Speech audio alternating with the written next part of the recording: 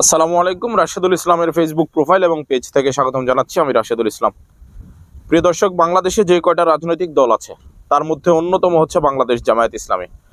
তারা তাদের নেতাকর্মীকে এমনভাবে গড়ে তুলে নেয়, তারা চাইলে যে কোনো সময় বাংলাদেশের যে কোনো আন্দোলনের গতিবিধি তারা পরিবর্তন করে দিতে পারে। এইভাবে তারা তাদের নেতাকর্মীদেরকে গড়ে তোলে।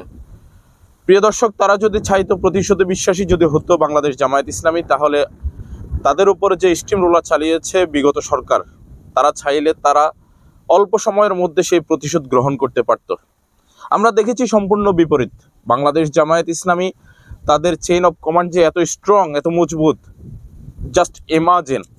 আমরা দেখেছি যে তাদের উপর মহল থেকে যে নির্দেশ দেওয়া হয়েছে একদম রুট লেভেল পর্যন্ত তারা সেটাকে ফলো করার জন্য চেষ্টা করেছে।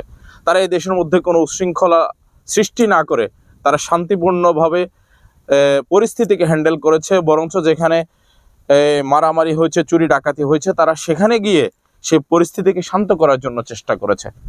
আপনারা দেখেন, বাংলাদেশ জামায়াত ইসলামী যদি প্রতিশোধে বিশ্বাসী হতো তাহলে তারা কিন্তু প্রতিশোধ নেওয়ার জন্য একটা উপড়ে পড়তো। আমরা সেই ধরনের কিছু তাদের থেকে দেখি নাই, বরঞ্চ দেখেছি যে তারা সব জায়গায় ক্ষমা করে দেওয়ার যে একটা টেন্ডেন্সি চালু করে দিয়েছে, এটা অবশ্যই প্রশংসনীয়। আল্লামা দেলোয়ার হোসেন সাঈদী সাহেবের উপরে যে নির্যাতন চালিয়েছে বিগত সরকার, তারা চাইলে সেটারও প্রতিশোধ নিতে পারত, কিন্তু আল্লামা দেলোয়ার হোসেন সাঈদী সাহেবের ছেলে সেটা করেন না। তিনি বলেছেন যে দিন কায়েমের মাধ্যমে তারা এই প্রতিশোধ গ্রহণ করবেন।